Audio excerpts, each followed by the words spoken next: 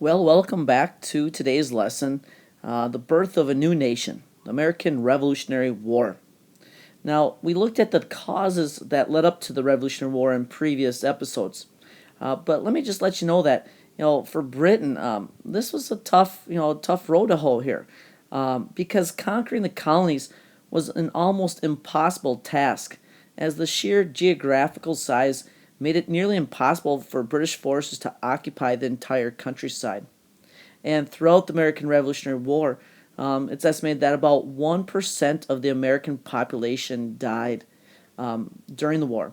And if that were to happen today, that would equal to roughly 2.5 million people dead.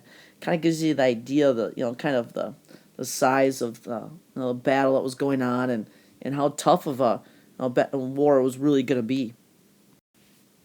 As I had mentioned in previous lessons, we talked about the battles of Lexington and Concord and how the British won the Battle of Bunker Hill. And the initial hope of the British was to isolate revolutionary sentiment to New England.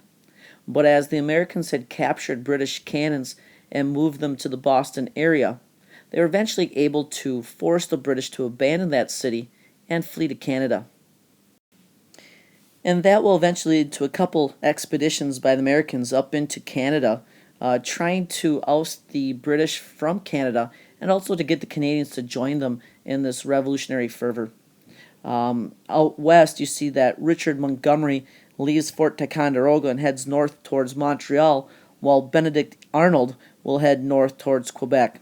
And yes, that is the same Benedict Arnold that later on in the war will eventually get command of West Point and plan to turn it over to the British. But his plot is eventually foiled, and he will leave sides and he'll join the British and actually become a brigadier general for them. But for both of these men, as they head up into Canada, they don't find much success. And as they return towards the United States, Benedict Arnold will be wounded, while Richard Montgomery will be wounded and actually killed. So, as part of the British plan was to isolate New England, they look at New York as kind of being a key location to try to defeat Washington and his men. So eventually, the British turned towards New York City, where there was a plethora of loyalists, and Washington's army was outnumbered 2 to 1. So he was basically forced to flee and give the British control of New York City, where eventually fires would rage and over 300 buildings would burn down. So Britain had kind of early success, whether it be at the battles of Long Island or White Plains or capturing Fort Washington or Fort Lee, and eventually forcing Washington to retreat west of the Delaware River. At several points throughout the Revolutionary War, it almost appeared that the Americans might lose the war. One such time was in the winter of 1776, as soldiers' terms of enlistment were about to expire by year's end. However, on Christmas Eve of that year, Washington made his historic crossing of the Delaware River from Pennsylvania to New Jersey to help revive the fighting spirit. Washington, who had abandoned New York earlier and had been in Pennsylvania on that night, took 2,400 soldiers under the cover of darkness and crossed the Delaware. And now General Howe for the British ended up being quite surprised by this, as he had dispersed his men all over New Jersey, not thinking there'd be any attack throughout the winter. And so eventually at Trenton on December 25th, Trenton was being defended by roughly 900 Hessians, which were German mercenaries. And as Washington's men crossed the Delaware, they were able to surprise the Hessians, who had been up late kind of celebrating and playing poker and whatnot. And they were able to defeat the Hessians and kind of, like I said, restore that fighting spirit. And Washington learned his lesson well to use guerrilla tactics and avoid large-scale confrontation with the British as much as possible, thus not allowing them to deliver a knockout blow. But also with the sheer popular support which cut across region, religion, and social rank, it made it quite difficult for the British to mount an offensive and control an area as they moved on to other areas to conquer as well. Another thing that made it tough was since there was no capital to capture, which would oftentimes lead to surrender of a country, the British seized larger cities like New York, as previously mentioned, or Philadelphia. But even with the fall of these cities, the war went on unabated.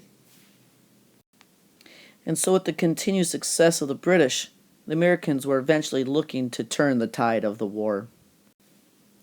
And that will eventually happen at Saratoga in October of 1777. For it was in that month that the British were set to launch yet another offensive, heading out from Montreal southward, that General Burgoyne and his 7,000 men were on the move. Yet they were being hampered by bad roads, pouring rain, tough terrain, and even fallen trees to make their march southward very slow and difficult.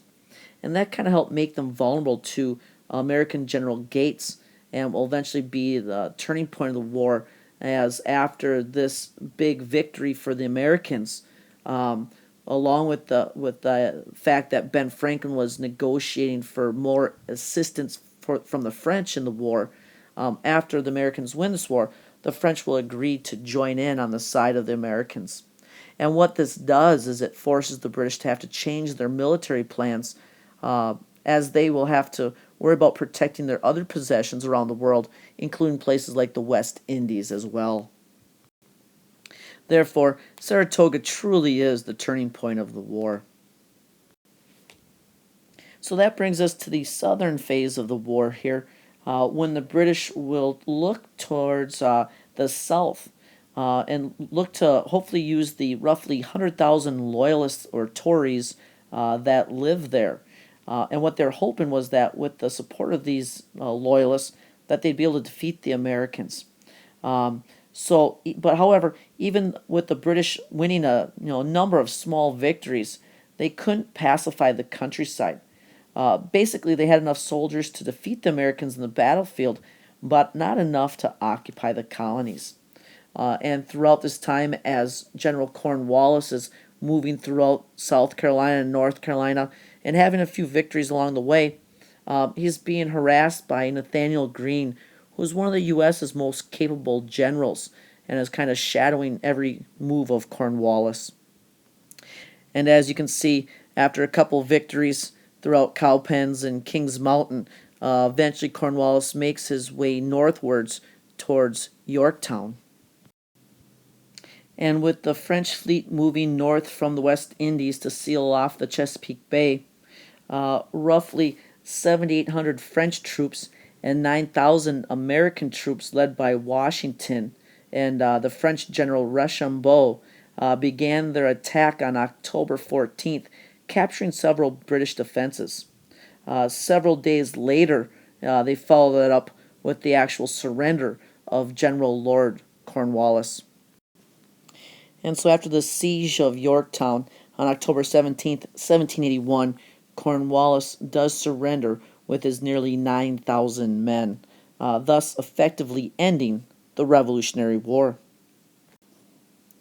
And so after it's all said and done, by the Treaty of Paris, which was signed in 1783, you can see on the map here that America had won its independence and had gained the land from the Atlantic Ocean westward towards the Mississippi River. The British reclaimed the land of Canada, with the Spanish having the land of Florida and the Louisiana Territory, and kind of how the rest of it plays out as well. But with that said, it is the birth of a new nation, the United States of America.